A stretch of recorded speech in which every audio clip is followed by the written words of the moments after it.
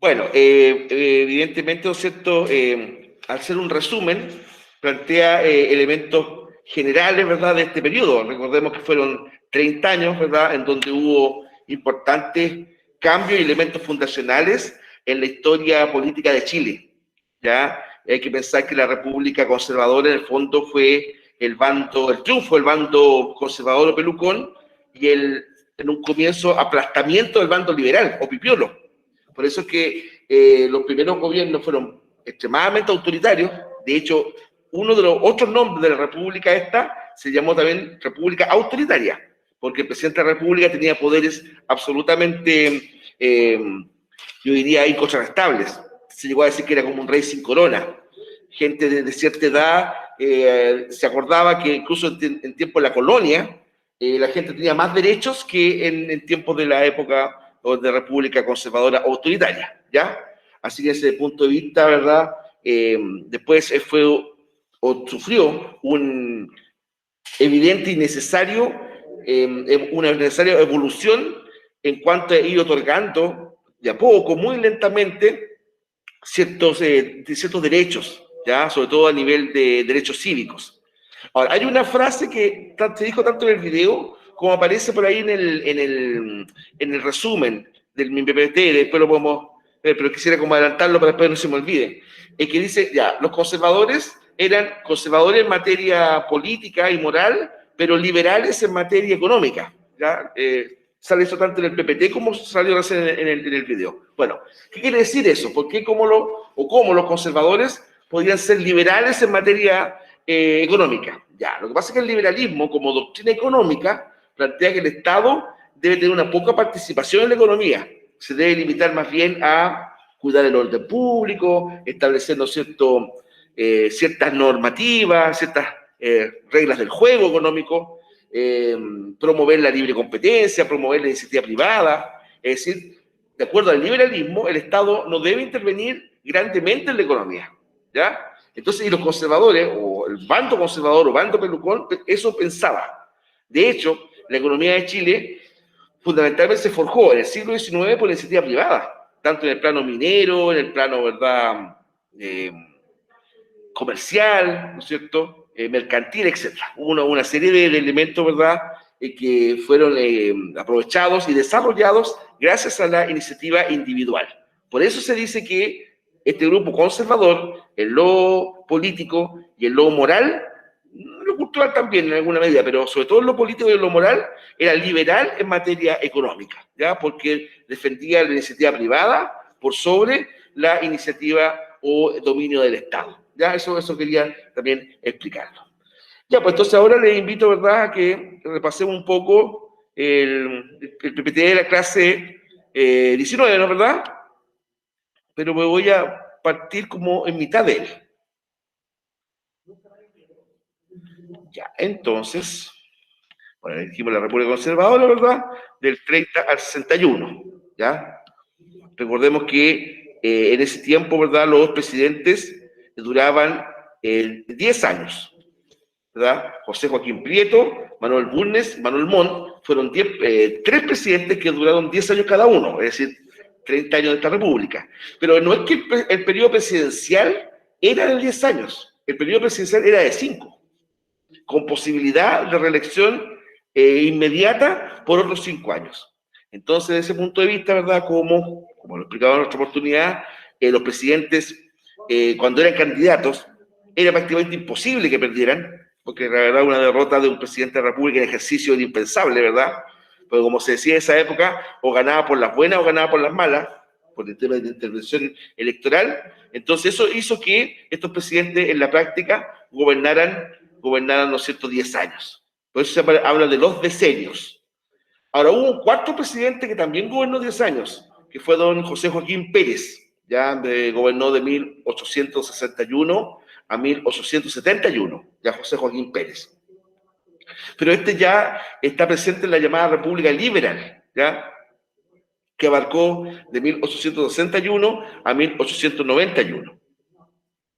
Esa república es la que termina trágicamente con la guerra civil del 91, ¿verdad?, en la cual en un momento dado Chile tuvo 2 gobiernos, 2 ejércitos, dos poderes ejecutivos, ¿verdad? Y provocó una tremenda división de la sociedad chilena. Y terminó, entre otras cosas, después lo vamos a ver en profundidad, ¿verdad?, con el suicidio de Balmaceda. Bueno, don Diego Portales, que también ahí en el video salió mencionado varias veces, porque evidentemente estudiar en la República autoritaria o conservadora sin nombrar a Diego Portales, de verdad sería un despropósito, ¿ya? Diego Portales no era especialmente o el prototipo del hombre conservador, ¿ya? Ni en ningún aspecto. Yo diría que lo más lo que lo acercaba al conservadurismo podría haber sido su origen, porque Portales venía más bien de una familia noble, pero mal avenida desde el punto de vista económico. Ya su padre, ¿verdad?, José Santiago Portales, era un hombre de, yo diría, un estrato más bien medio. Participó en algunos de los gobiernos patriotas, ¿verdad?, de comienzos del proceso de la independencia, lo cual le costó al papá de Portales, cuando se produjo la Reconquista, su deportación al archivero Juan Fernández, ¿ya? Entonces, ellos sufrieron en carne propia el tema de la represión realista. Pero curiosamente, Portales no participó en ese tiempo, como la mayoría de los jóvenes criollos, ¿verdad?, entusiastamente por la causa independentista. La verdad es que Portales se mostró un tanto indiferente al respecto. Él hizo primero sus primeros recorridos laborales, ¿verdad?, como ensayador de la Casa de Moneda, ¿ya?, la gente que se dedicaba a hacer la moneda. Le correspondía, ¿verdad?, confeccionar las monedas. De hecho, tenía nociones de química. Ese era su representante, su perfil profesional. La prisión de su padre lo obliga, ¿verdad?, junto con tu otro hermano, a asumir la maldición de la familia de Gama Portales. Y en ese contexto, Portales contrae matrimonio con su prima, Josefa Portales y Larraín, de la cual, ¿no es cierto?, él estaba enamorado, era su gran amor. Lamentablemente, Josefa, o Chepita, como él le decía, muere a los 2 años. Y antes de su muerte, dos niñas, hijas, nacen y fallecen a los pocos días, ¿ya? Entonces, eso después, la muerte de sus 2 hijas, más la muerte de su propia esposa, Chepita, ¿verdad?, Portales de Larraín, sume a Portales, a Diego Portales, en una tremenda depresión y un misticismo. De hecho, un tiempo él pensó sinceramente tomar el hábito de algún claustro, de alguna orden religiosa. Bueno, después, ¿no es cierto?, eso lo supera y pasa al extremo opuesto. Portales, ¿verdad?, se transforma en un tipo más bien racional, bastante alejado de la religión, y juró nunca más volver a contraer nupcias. En el humor de Portales tan curioso decía, el santo sacramento del matrimonio es el santo sacramento de los tontos, decía Portales, ¿ya? Pero el investigador actual señala que esa expresión es más bien producto de la fuerte impacto, ¿verdad?, el problema mental, afectivo que quedó tras la muerte de su esposa y prima, Josefa Portales Larraín, ¿ya? Ahora, después la actitud de Portales tampoco era muy conservador en el plano personal, porque, a ver, en ese tiempo no era muy dado a que las parejas vivieran sin estar casados, ¿no es cierto? Un tema que hoy día sería una decisión muy personal, ¿no es cierto? En ese tiempo no lo era. Y Portales era público su concubinato con doña Constanza de Nordenfries, una chica, ¿no es cierto?, cuyo papá, Timoteo de Nordenfries, era un sabio polaco avecindado en Chile, que muere a poco llegar, y Portales, ¿verdad?, entra en relación con ella, y con ella tiene 3 hijos, ¿cierto? Rosalía, José Santiago y Ricardo. Él nunca se casa con Constanza, ¿verdad? Y incluso en una oportunidad, estando esta chica enferma de gravedad, le pidió a su gran amigo Antonio Garfias que contrajera matrimonio a nombre de él. Una fórmula que se estiraba mucho en ese tiempo, por poder, digamos. Y le dice, y esto está escrito, ¿ya? Portales le dice, por favor, Antonio, si puedes, mira, cásate con ella después que haya fallecido, porque me desesperaría volver a sentirme que estoy casado, bla, bla. Bueno, increíblemente, ese montante Constanza sobrevive, pero el matrimonio no se realizó finalmente, ¿ya? Portales es asesinado ahí el 6 de julio de 1837, ¿verdad? Y usted lo pueden corroborar, Constanza muere 2 meses después. Para muchos, ¿verdad?, de pena por este hombre que no la trató muy bien, que digamos, la tenía como escondida, así. Era un tema bastante engorroso. Incluso muchas personas cercanas a Diego Portales le sacaban siempre en cara este trato un tanto frío, distante, con esta mujer que tuvo la mala suerte de amarlo, como fue Constanza de Norderflix, ¿ya? De los chicos de Portales, ninguno después les dio descendencia, por tanto hoy día no se sabe de herederos, o por lo menos que lleven la sangre del llamado organizador de la República, ¿ya? Que como sale ahí, fue apresado en Quillota, ¿ya? Mientras pasaba revista a las tropas del regimiento Maipú, ¿ya? Que iba a ir a la guerra contra la Confederación Perú-Boliviana, ¿verdad? Tomado prisionero Portales y llevado en esa calidad a Valparaíso, en donde el propio regimiento Maipo se iba a batir en batalla contra las tropas leales del gobierno, al mando de Blanco Encalada, ¿verdad? Y estaban en eso, ¿cierto?, cuando llega un capitán de apellido Florín, entonces, con voz bastante violenta o agresiva, él exige a Portales que se baje del carruaje, que algo se ve ahí, ¿ya? Entonces Portales, autoritario como era hasta sus últimos momentos, ¿verdad? Dice, vengan dos hombres a bajarme, ¿verdad? Porque estaba engrillado, ¿ah? Bueno, dos soldados lo bajan, ¿no es cierto? Y ahí Florín, el capitán, ordena a un pelotón de fusilamiento que le dispara. Da la orden, ¿no es cierto? Pero ningún soldado se atrevía a dispararle. O sea, para muchos era tal la figura de Portales, ya el ascendiente que tenía el país entero, ¿cierto? Que para muchos tenían un puño, ¿verdad? Que los soldados que eran los llamados a matarlo, digamos, no lo hicieron. Entonces, nuevamente, y con cada vez más exasperado, Florín repite, tírenle 6, sí, 6 balazos. Y nuevamente no le hicieron caso. Y de repente uno de los soldados, ¿verdad?, suspirando, porque eso fue, se anima, se adelanta, le apoya el fusil, ¿no es cierto?, en el mentón de Portales, y dispara. Y en el momento que dispara, don Diego, ¿no es verdad?, en un acto instintivo, le pega un manotazo al fusil, pero de todas formas la bala le rompe los dedos y le arranca parte de la mandíbula, etc. Portales cae al suelo, como se ve ahí, ¿no es verdad? Y ahí reaccionan los otros soldados y lo rematan a bayoletazos. O sea, la forma increíblemente cruel que lo matan, ¿verdad? Después motivó que todos los cabecillas del motín, José Santiago Vidaurre, José Antonio Vidaurre, perdón, Santiago Florín, Narciso Carballo, etcétera, y los demás, fueron justiciados todos. Todos fueron fusilados, ¿verdad? Incluso la cabeza de José Antonio Vidaurre, el líder de este motín, estuvo expuesta aquí en Quillota, en la Plaza de Quillota, donde mismo está la Plaza de Quillota hoy día. Claro que ese tiempo no era como está ahora, era más bien un tierral, era un sitio más bien baldío, ¿ya? Pero estuvo ahí expuesta la cabeza de Vidaurre. Cuenta la leyenda que esa cabeza, ¿verdad?, el cráneo, todo eso, fue llevado al convento de Santo Domingo y un tiempo sirvió de Cali, algo así, pero eso ya es más bien leyenda. De esta forma muere el hombre que en un momento dado tuvo al país prácticamente a total voluntad, ya un hombre como Portales de luces y sombras, en un aspecto brillante, un tipo extraordinariamente visionario, ya visionario. Lo que él describió, por ejemplo, del comercio internacional se dio casi calcado 100 años después, pero en el día a día había que bancárselo. Todos los cronistas, ¿cierto?, incluso cercanos a Portales, tenían que, ¿no es cierto?, constantemente soportar sus cambios de humor, sus burlas, porque era un tipo muy burlesco, ¿no?, extremadamente burlesco. Si incluso el presidente de la República escapaba de sus comentarios, ¿ya? Diego Portales.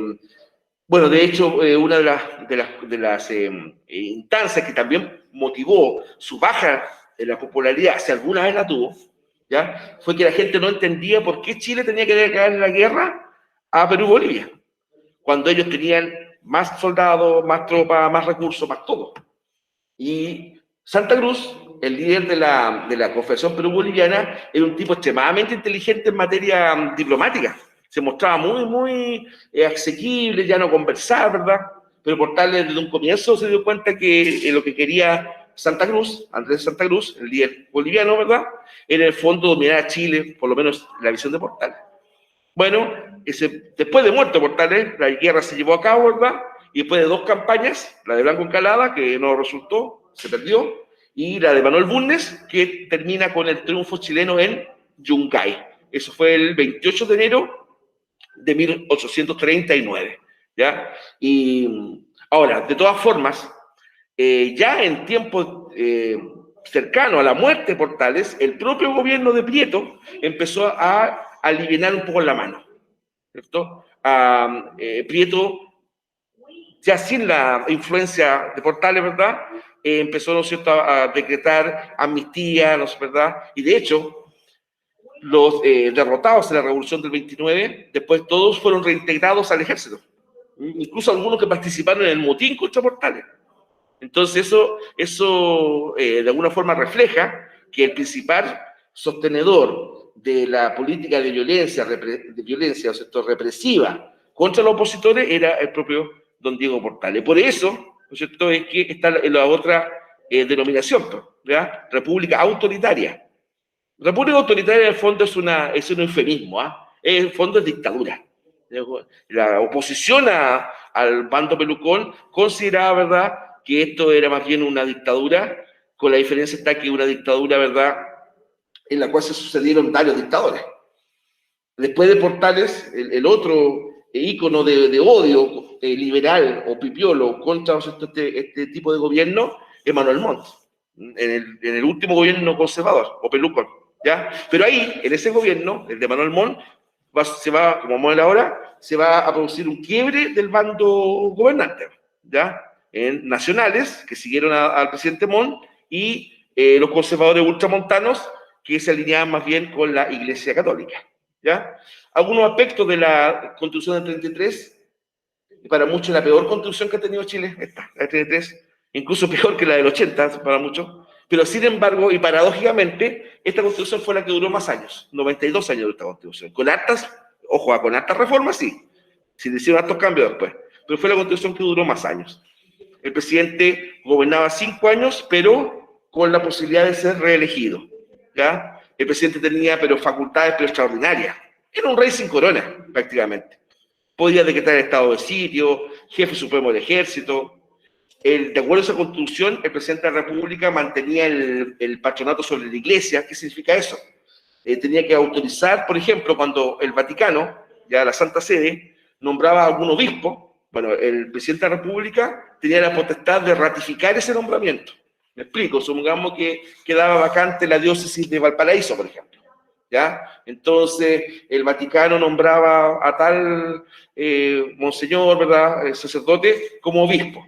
No bastaba con eso, como hoy día. No, el presidente de la República tenía la potestad de decir, ya, este señor yo lo apruebo para que asuma como obispo.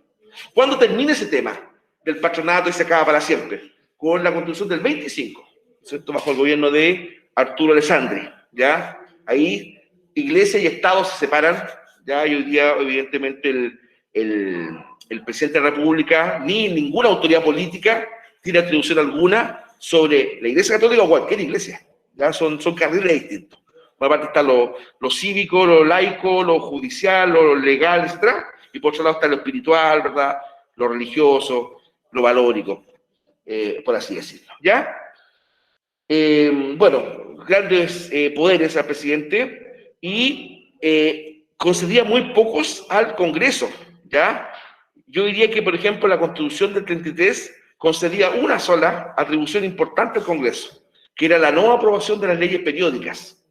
Ya las leyes periódicas eran 3, la ley de Fuerzas Armadas, ley de contribuciones y ley de presupuesto. Que esas leyes tenían que ser aprobadas anualmente. Todos los años tenían que ser aprobadas esas leyes, sí o sí. No podía una ley, por ejemplo, prorrogarse para el año siguiente, ¿ya? Entonces, cuando en un momento dado algún presidente, que con el tiempo se empezó a dar, se salía un poco de la línea que le dictaba el Congreso, o que quería dictar el Congreso, ¿verdad? Ahí el Congreso tenía un arma constitucional muy poderosa, que fue fundamental, la que se usó siempre, es no aprobarle la ley de presupuesto. Imagínense la ley de presupuesto, o sea, esa ley destina las platas que va a obtener o va a disponer un mandatario para gobernar el país. Esa ley de presupuesto. Entonces, siempre la amenaza ya por ahí. Lo que pasa es que los primeros gobiernos, por la intervención electoral, ¿verdad?, se produjo, ¿verdad?, que había siempre mayoría del gobierno en el Congreso. Por lo tanto, era muy utópico que de verdad le tramitaran, ¿no es cierto?, o le tiraran para atrás la ley de presupuesto. Entonces, después con el tiempo, cuando el gobierno que después pasa del bando pelucón al bando liberal, empieza a perder esa mayoría y vamos a llegar a un Balmaceda que va a tener minoría en las dos cámaras, ahí el tema se puso muy complejo, ¿ya? No quiero adelantarme porque eso viene en la siguiente sesión, de verdad, pero eso a la larga va a motivar un quiebre institucional muy fuerte y una guerra civil. La guerra civil de 1891 entre el presidente Balmaceda y el Congreso Nacional, ¿verdad? Ahora, esta guerra, que dije antes, ¿verdad?, que fundamentalmente no solamente le costó la popularidad a Portales, sino que también le costó su vida a la larga, tenía algunos antecedentes, como los que salen ahí. Dice, uno de los acontecimientos más importantes durante los primeros años de la República Conservadora fue la guerra que enfrentó a Chile contra la Confederación de Perú y Bolivia. Esta se había producido bajo el mando del mariscal Santa Cruz, Andrés de Santa Cruz. Y pronto comenzó a rivalizar con Chile comercialmente. Es fundamentalmente el puerto del Callao, un puerto peruano, ¿verdad?, con Valparaíso. Incluso se aplicaron aranceles en contra. Me explico, por ejemplo, en el Callao, todas las mercaderías que venían desde Valparaíso se le aplicaban un impuesto especial. Ya después Chile replicó con lo mismo, pero empezó Perú, ¿ya? Eso evidentemente ya es una guerra comercial. No recuerdo posteriormente algún momento en que se haya producido algo así, porque eso es una hostilidad abierta, o sea, ya, tal producto por venir de Valparaíso se le va a aplicar tal impuesto especial. Claro, por supuesto. Entonces, ahí empieza la problemática. Además, Perú, todavía, imagínense, no reconocía la deuda que tenía con Chile. Piensa usted que cuando Chile pidió prestado a Inglaterra 1.000.000 de libras esterlinas, casi el 50% de esa suma se le entrega a Perú. Y Perú nunca respondió al tema. Y no respondió jamás en todo caso. Entonces, habían resentimientos comerciales. Y después, ¿verdad?, cuando Santa Cruz asume de forma simultánea el gobierno de Bolivia y Perú, y después más encima funda la Confederación Perú-Boliviana, ¿verdad?, Portales, desde Chile, ve en esa institución, ¿no es cierto?, binacional, ve una tremenda amenaza para Chile. Ahí en ese aspecto los historiadores no están muy de acuerdo.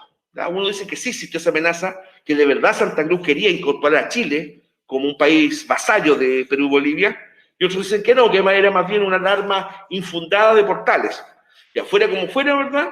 Entre paréntesis, también desde un comienzo se dijo que Santa Cruz asusaba, financiaba, estimulaba a la oposición armada contra el gobierno de Prieto, le hace Portales. Bueno, la cosa está que en ese contexto se puso el botín de Quillota, ¿no es cierto?, y Portales muere. Y la prensa nacional, ¿verdad?, fundamentalmente de tipo nacionalista, desde un comienzo acusa, tal vez injustamente, ¿verdad?, que Santa Cruz estuvo detrás del crimen de Portales, porque era su principal enemigo en Chile. ¿Se dan cuenta? Entonces, se produce esta guerra, en un momento dado Chile la tenía perdida, de verdad, Chile la tenía perdida en la expedición de Blanco Encalada, ¿verdad? Y después que la segunda expedición que manda Chile, esta es la que gana con Manuel Bulnes, en la batalla de Yungay. Ahí se inmortaliza el personaje tan nuestro del roto chileno, porque en ese tiempo, ¿verdad?, hay que pensar que Chile no tenía un ejército permanente, había que siempre reclutar tropas para ir a la guerra. En la guerra del Pacífico lo mismo, ¿eh? Lo mismo. Sí, de hecho, la guerra del Pacífico, los soldados de la guerra del Pacífico fundamentalmente eran de las salitreras del norte. Bueno, entonces, pero en el caso de la Confederación Perú-Boliviana, el soldado chileno que fue a pelear esa guerra fue reclutado muchas veces a la fuerza en el centro de Chile. Y de estratos fue bien medios bajos y bajos, fundamentalmente bajos. Entonces, por eso es que se decía que la tropa nuestra estaba fundamentalmente compuesta de rotos. Tanto así que el 28 de enero, eso ya se perdió en todo caso, ¿eh?, pues se decía que era el Día del Roto Chileno. Si ustedes buscan en Google, tal cual, ¿eh?, Día del Roto Chileno, le va a aparecer el 28 de enero, por la batalla de Yungay, ¿verdad? Ese triunfo militar a Bulnes después le valió la presidencia de la República, porque después prácticamente en las elecciones del 41, ¿ya? Del 1841, ¿verdad? Prácticamente Bulnes fue candidato solo a la presidencia, ¿ya? Bueno, termina la guerra, Chile se alza como potencia militar y económica en Sudamérica, y por fin Bulnes puede empezar a, como presidente, ya me refiero, empezar a proyectar al país en términos de crecer económicamente, ¿verdad? Y algunas cosas, incluso una cosa muy fortuita, pero positiva en todo caso, ¿verdad? Fue el descubrimiento de la mina de Chañarcillo, ¿verdad? Esto fue en 1832 por Juan Godoy. Esto llegó a ser la mina de plata más grande del mundo. ¿Ya? Después también la mina de Cerro Tamaya en Copiapó, ¿verdad?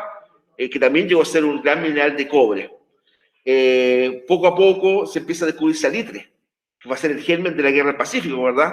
En un salitre que fundamentalmente estaba en lo que es hoy día la región de Tarapacá, es decir, primera región, pero después se descubre el salitre de Antofagasta. Y los capitales, como contrariamente a lo que siempre se dice, ingleses sí, hubo capital inglés, pero fundamentalmente eran capitalistas chilenos y mano de obra chilena. ¿Cuál es el problema? Que esa región, Antofagasta, en esos años, era de Bolivia.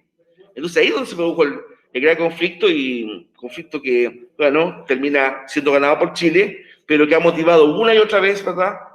Aunque da la sensación que ahora cuesta encontrar algún otro camino jurídico para un eventual siguiente reclamo a Bolivia, digamos. Bolivia siente que el tema del océano, ¿verdad?, de su salida al océano, es un tema que quieren algún día recuperarlo. Cada vez está más difícil, ¿eh? ¿Para qué lo vamos a negar? Porque la salida que alguna vez tuvo Bolivia al Océano Pacífico cortaría Chile. Ese es el gran problema. Ya, porque la salida de Bolivia es por Antofagasta, ¿no es cierto? Ya. Bueno, ¿y qué pasa con el territorio chileno que está al norte de Antofagasta? ¿Qué pasa con Arica, con Iquique, con Pisagua? ¿Qué hacer? Otra cosa, para que usted lo sepa, porque siempre se arman discusiones a nivel familiar, así, devolvamos hermano a Bolivia, ya, perfecto. Pero es que no solamente devolver el mar, pues, porque es tierra que llega al mar, ¿ya? Y en ese trayecto de la tierra que llega al mar está Chuquicamata, ¿sí? Chuquicamata está ahí. Entonces, en aras de una concordia americana, que somos todos americanos, si somos americanos, oh, ya, pero ¿y qué hacemos con Chuquicamata? ¿Se la vamos a devolver a Bolivia o entregar a Bolivia? Cuando es nuestra principal fuente de recursos, el cobre, casi el 50% del cobre chileno se saca de Chuquicamata. Y eso estaría también en territorio que sería de Bolivia, ¿se dan cuenta? No, si eso descártenlo. Modestamente, como su profe les digo, eso descártenlo. ¿Sí? Ya no hay posibilidad de que Bolivia tenga que salir al mar, por ahí por lo menos no. ¿Ya? Si por eso, una vez lo dije aquí, la vez que más cerca tuvo Bolivia de salir al mar fue con Pinochet. ¿Sí? Fue bajo dictadura. Cuando en un momento dado se avino la posibilidad, ¿verdad?, en que Bolivia saliera al mar a través de una pequeña franja de territorio al sur del límite con Perú, hasta Arica, como 10 kilómetros, una pequeña franja. Por ahí se avino el gobierno de Chile ese tiempo, en manos de General Pinochet, ¿verdad?, a que saliera Bolivia al mar por ahí. No se pudo por dos razones. Una, el tratado del 29, ¿verdad?, con Perú, indicaba que si Chile iba a ceder parte del territorio a un tercer país, el único posible con Bolivia, ¿verdad?, tenía que contar con la autorización de Perú. Y Perú al tiro que no, pues los pusieron media tapa. ¿Por qué? Porque si hace eso, Perú dejaría de tener frontera con Chile. Y eso olvidarse para siempre de la verdad de Arica. Una. Segunda causa, también se discutió la posibilidad que si Chile le entregaba una winchita ahí a Bolivia, Bolivia a su vez le entregaba un territorio similar en territorio de ellos. A lo cual el general Banzer dijo que no, por varias razones, algunas de ellas bastante atendibles en todo caso. ¿Eh? Por lo tanto, de verdad, a lo mejor igual con la simpatía que a lo mejor les podamos tener sobre todo al pueblo boliviano, un pueblo muy sufrido. Pueblo boliviano, un pueblo muy sufrido, muy forzado. Pero la verdad es que una real salida al mar hoy día sería una irresponsabilidad decir, oiga, no, ni de hecho ningún gobierno chileno lo va a hacer. Lo hace. Y más encima, en la última ida a La Haya, Chile le ganó por paliza a Bolivia. ¿Ah? La Haya ratificó el límite norte. Claro. Entonces, o sea, La Haya ratificó que Chile al norte limita con Perú. Por tanto, Bolivia no tiene nada que hacer ahí, en medio. ¿Se dan cuenta? Por eso al pobre, digo, pobre, no puedo burlarme, sino que a Evo Morales, cuando se leía el fallo el último de La Haya, la cara le llegaba al suelo. porque él sabía, ¿verdad?, que ese fallo prácticamente era sepultar la ilusión boliviana de salida al mar, ¿ya? Ahora, como dice también el video, si había un punto, uno por lo menos, en que había cierto acuerdo entre conservadores y liberales, fue justamente en la educación. ¿Ya? Ambos bandos entendían que era necesario elevar el nivel cultural de Chile, creando más entidades educativas, y las crearon, ¿ah? Tanto los conservadores como los liberales. Fíjense que, bueno, Chile tempranamente tuvimos un instituto público, ¿verdad? El Instituto Nacional, creado por José Miguel Carrera, en San Felipe, miren, en 1837. O sea, bien temprano en la historia nacional, se creó justamente el Liceo Público de San Felipe, en La Serena, en Valparaíso, etc. Después en Las Tardes, en Santiago, el Internado Nacional, ¿verdad? Pero ocurre que, increíble, yo digo mucho increíble, paradójicamente, también digo mucho paradójico, fíjense que teníamos muchos establecimientos educacionales y no existía todavía la carrera de profesor. ¿Cómo no? No existía, no. Y generalmente otras profesiones se dedicaban a enseñar. Hubo gente que por conocimiento, experiencia, se iban metiendo en el tema y finalmente enseñaban, ¿ya? Hasta que se crea, ¿verdad?, instituciones cuyo objetivo era formar profesores, ¿verdad? La Escuela Normal de Preceptores, ¿verdad? Después la Escuela Normal de Preceptoras, ¿cierto? Mujeres. Después, bajo Balmaceda, el Instituto Pedagógico, ¿ya? Porque las escuelas normales formaban profesores básicos, ¿ya? La Escuela Normal, ya, preceptores, preceptoras. Y el Instituto Pedagógico, bajo el gobierno de Balmaceda, formaba profesores de media, de media. Estuvo en Santiago y después en Valparaíso. De hecho, la UPLA, la actual UPLA, ¿verdad?, es el heredero de eso. Y también, un ícono importante, fue una de las primeras universidades estatales laicas y públicas del continente, fue la Universidad de Chile, ¿ya? Esa fue creada en 1842, cuyo primer rector, como aparece ahí, fue Andrés Bello, ¿ya? Este señor gordito, no muy agraciado que está aquí, es don Domingo Faustino Sarmiento, ¿ya? Fue el primer rector de la Escuela de Preceptores, don Domingo Faustino Sarmiento, que era exiliado argentino en Chile, pero un hombre notable en materia educacional, ¿verdad? Y que después, ¿no es cierto?, al volver a Argentina, llegó a ser presidente de Argentina, Sarmiento. Un gran pedagogo. Bueno, ayer lo nombré nomás, lo dije como al pasar, me referí así muy someramente. Ahora, a lo mejor en este rato que nos queda, explicarlo ya con mayor profundidad. ¿Por qué se produjo el quiebre del bando liberal, del bando, perdón, pelucón, el bando conservador? Porque era, imagínate, o sea, un sector político que triunfó en la batalla del Ircay, gobernó 30 años, ¿qué pasó? Que se agarraron del moño entre ellos, porque eso fue. Hubo un quiebre muy fuerte, ya tanto así que quedaron en dos partidos rivales, ¿verdad? Bueno, esto ocurrió bajo el gobierno de Manuel Montt, ya que gobernó 10 años. Y hubo dos partidos que se separan, ¿verdad?, pero que estaban antes unidos al peluconismo. Uno, el Partido Nacional, o Monbarista por el presidente Montt y por su ministro Antonio Varas. ¿Ya? Nuevamente, eran liberales en materia económica y no se identificaban tanto con la Iglesia Católica, mostrándose en cierto modo partidarios de un Estado laico, o neutro en materia religiosa. ¿Ya? Los nacionales, ellos señalaban que el presidente de la República, como autoridad civil, tenía que predominar sobre la Iglesia. Y frente a ellos, ¿ya?, de una estirpe más aristocrática, ¿verdad?, más de rancio abolengo, tal vez heredero de la nobleza y aristocracia colonial, eran los conservadores ultramontanos. Ellos seguían los dictados de la Iglesia Católica. Lo mismo, eran liberales en materia económica, pero muy conservadores en asuntos morales, culturales o educacionales, ¿ya? De hecho, por ejemplo, los dirigentes del Partido Conservador o ultramontano, muchos de ellos eran hermanos, primos, parientes de los obispos, del alto clero chileno. No sé, pues el presidente Errázuriz, ¿verdad?, era primo de Monseñor Crescente Errázuriz, obispo de Santiago, por ejemplo. ¿Ya? Monseñor Rafael Valentín Valdivieso, ¿ya?, era primo hermano del presidente José Joaquín Pérez. Entonces había un nexo ahí entre el alto clero chileno y los conservadores, ¿ya? eran partidarios de un Estado confesional, con una religión oficial, el catolicismo. Y además que la Constitución del 33, ¿verdad?, solamente reconocía que en la única religión con la posibilidad de ejercer, celebrar su culto de manera pública era el catolicismo.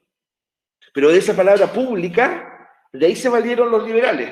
Para decir, ya está bien, sí, el catolicismo es la única iglesia que puede celebrar su culto públicamente, pero no dice nada la Constitución sobre prácticas privadas. Entonces ahí, justamente ese tema, fue una de las primeras reformas que se hizo a la Constitución del 33, en que se permitió al resto de las religiones que ya había en el país, estoy pensando en el protestantismo, judaísmo, anglicanismo, etcétera. No estoy seguro si la iglesia mormona, no estoy seguro. Bueno, pero a esas religiones, ya, ¿saben qué más? Ustedes pueden existir legalmente, pero sus cultos que sean dentro de recintos cerrados. Ah, injusto igual, sí, y era injusto, sin duda, pero ya había una posibilidad, ¿ya? La Iglesia Católica podía celebrar sus misas, procesiones, lo que hiciera públicamente, en cambio las otras religiones podían hacerlo de forma privada. Esa fue la primera reforma. Ya. ¿Por qué se agarraron del moño a esta gente? ¿Qué pasó? ¿Por qué se transformaron y se armó media pelea? Fue una cosa increíble, ¿eh? Fue una cosa bastante casi anecdótica, una cosa sin importancia en un momento dado, pero fue tomando un vuelo y provocó esto. Ocurre que el sacristán mayor de la Catedral de Santiago, ¿ya?, despidió a un empleado, un sacristán, digamos, el sacristán, por ejemplo, en las parroquias, en las catedrales, ¿verdad?, era el señor que a veces hace aseo, ayuda un poco en la misa, etc. Bueno, el sacristán mayor, que es un clérigo, lo despide, ¿ya?, lo desvinculó, lo echó. Y dos sacerdotes, ¿verdad?, que tenían cierta amistad con el empleado despedido, ¿verdad?, apelaron de ese despido frente al obispo, don Rafael Valentín Valdivieso. Don Rafael Valentín Valdivieso, ¿verdad?, obispo de Santiago, confirmó el despido apoyando al secretario mayor. Estos curitas se picaron un poco, ¿verdad?, y no hicieron otra cosa que acudir ante el presidente de la República. Miren, papá. Usted dirá, pero igual de un despido a una persona, sí, pero desde el punto de vista político, bueno, la cosa está que fueron. Y el presidente Montt les dijo que entendía su argumento, que era triste que despidiera a una persona, pero que él no podía hacer nada y tenía que, en este aspecto, apoyar al despido. ¿Ya? Ya, pues la cosa está de que estos sacerdotes los sacaron ahí, y ¿dónde viene el problema? Llegaron e interpusieron lo que se llamó un recurso de fuerza.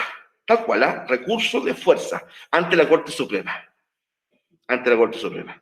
¿Ya? Y la Corte Suprema lo acogió, el recurso de fuerza. Y ordenó al arzobispo Valdivieso a reintegrar a este sacerdote.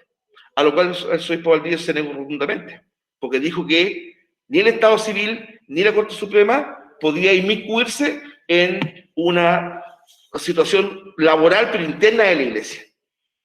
Bueno, la Corte Suprema le dijo que bajo procedimiento casi de cárcel, el arzobispo debía reintegrar sí o sí al sacristán. A lo cual el arzobispo nuevamente dijo no. Bueno, miren el tema, ¿va? Con tropas, con gente armada, reincorporaron al sacristán, ¿ya?, a sus funciones. Casi fuerza de pistola. Y cuando el arzobispo quiso aparecer por allá y echar al sacristán, ¿verdad?, le amenazaron que se lo iban a llevar al calabozo.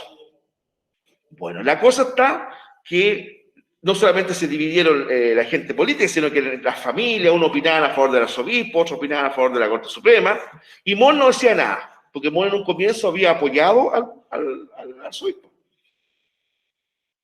Le preguntaba nuevamente, y ahí donde terminó de molestar al clero católico.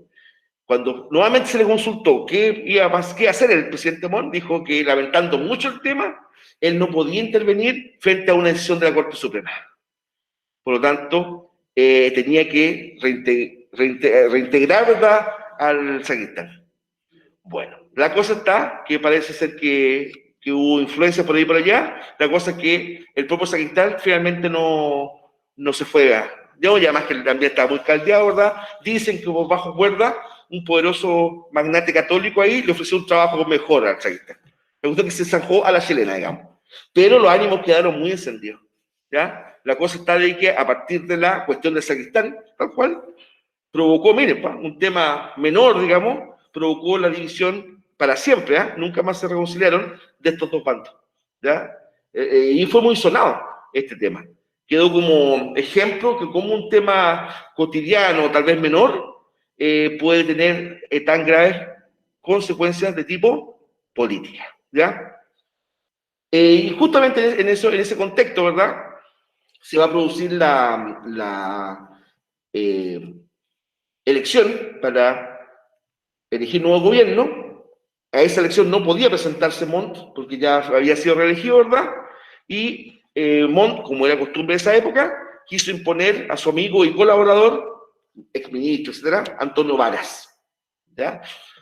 Fíjense que Antonio Varas dejaba, o tomaba, mejor dicho, todos los cargos que iba dejando Montt. Montt fue profesor en el Instituto Nacional, ¿ya? Cuando a Montt lo pasan a inspector o inspector general, digamos, Varas fue profesor. Después, Montt pasó a ser vicerrector del Instituto Nacional. Varas fue inspector general. Después Montt pasó a ser rector del Instituto Nacional. Varas pasó a ser su vicerrector. Montt pasó a ser ministro del Interior, ¿ya? Varas pasó a ser rector del Instituto Nacional. La cosa está, con esa lógica, de que Varas iba tomando cada uno de los cargos que iba dejando Montt, se suponía que una vez que Montt se retirara de la presidencia, Varas lo iba a reemplazar. Y ante la sorpresa de todos, Varas dijo, no, porque mi persona, dijo, ¿ya? Se asocia mucho al presidente Montt. Sí, para muchos decían que Varas era como el Portales reencarnado, ¿ya? No, ni tanto, ¿eh? No, eran bastante distintos. Varas era bastante más, tenía una visión mucho más de Estado y más noble. Al punto de Mejete, pues, renunció. No quiso ser candidato a la presidencia, ¿ya? Y toda la maquinaria electoral estaba con él. Habría ganado. O como se decía en esa época, acuérdense, o por la buena o por la mala. La cosa está en que Varas dijo, ya, me voy. Y se fue para su casa, o se fue para su casa don Antonio Varas. Y ahí aparece José Joaquín Pérez, ¿ya? Un hombre más bien macuco, manejador, sobador de lomo, ¿ya? Que sí, que no, se hacía un poquito el leso, prometía a alguno, no prometía a otro, etc. ¿Ya? Y él, ¿verdad? Sin tener la estatura política ni de Varas ni de Montt, apareció como el candidato de consenso, porque le daba garantía a los dos bloques. Y incluso fue elegido casi sin oposición, José Joaquín Pérez. Al punto que siendo él del Partido Nacional, a poco andar, él llama al gabinete a ministros liberales. Me parece que fueron a 3 ministros liberales. De esa forma, los liberales, que prácticamente medio siglo habían, por la fuerza de las armas, intentado llegar a la presidencia o al gobierno, lo lograron finalmente por un acuerdo especialmente político, ¿ya? Y con eso ahí justamente comienza la República Liberal, porque el Partido Liberal, ¿verdad? Después va a ser el partido más fuerte, desde Pérez hasta prácticamente hasta Balmaceda, ¿ya? Hasta Balmaceda. Bueno, muchachos, nuevamente, ¿verdad? Aquí les dejo las preguntas de reforzamiento, ¿cierto? No, pues, hagamos alguna, yo le doy la respuesta a alguna. Por ejemplo, la número 1 dice, la democracia que tanto pregonan los ilusos es un absurdo en los países como los americanos, llenos de vicios y donde los ciudadanos carecen de toda virtud, como es necesaria para establecer una verdadera república. La monarquía no es tampoco el ideal americano. Salimos de una terrible para volver a otra. ¿Y qué ganamos? La república es el sistema que hay que adoptar. Eso lo escribió don Diego Portales a José Miguel Sea en 1822. Ya, para Diego Portales, de acuerdo al párrafo anterior, la democracia es el régimen ideal para los países americanos, dado que la experiencia monárquica fue terrible. B, un sistema impracticable por la carencia de madurez cívica de los ciudadanos americanos. C, equivalente al sistema monárquico, pues no hace respetar los derechos individuales. D, poco adecuada para América por su inestabilidad económica existente. E, un sistema viciado que va en contra de la verdadera república, ¿ya? Entonces, de acuerdo a ese párrafo, ¿verdad? La respuesta sería esa, ¿ya? La B. Aunque Portales dice que con el tiempo, ¿verdad? Ahí venga un gobierno liberal, venga un gobierno lleno de derechos. Ya, acá estamos otra. El pensamiento político de Diego Portales fue fundamental en el diseño político y constitucional, que se implantó en Chile en el periodo del 30 al 61. De los siguientes enunciados, ¿cuál da cuenta de uno de los postulados centrales del pensamiento Portales? La base de cualquier régimen político debía ser el orden, ¿ya? Fomento de la participación ciudadana en las grandes decisiones de gobierno. Para nada. C, pluralismo ideológico, en absoluto. D, fortalecimiento y ampliación de las libertades públicas. Descentralización del poder del Estado, ¿verdad? La A. Portal de un hombre obsesivo por el tema del orden. Incluso era como su tema repetitivo. El gobierno conservador generó la Constitución Política del 33, que acorde a la tendencia social y política predominante estableció: 1, libertad plena de cultos; 2, el sufragio universal; 3, un presidente de la República con gran autoridad que podía ser reelegido. ¿Ya? Ahí no es verdad. Plena libertad de cultos no, porque el único culto autorizado públicamente era la Iglesia Católica. El sufragio universal tampoco. Acuérdense todas las trabas y requisitos que se le exigían a los votantes. Y C es así, un presidente de la República con una autoridad que podía ser reelegido, por tanto, solo 3.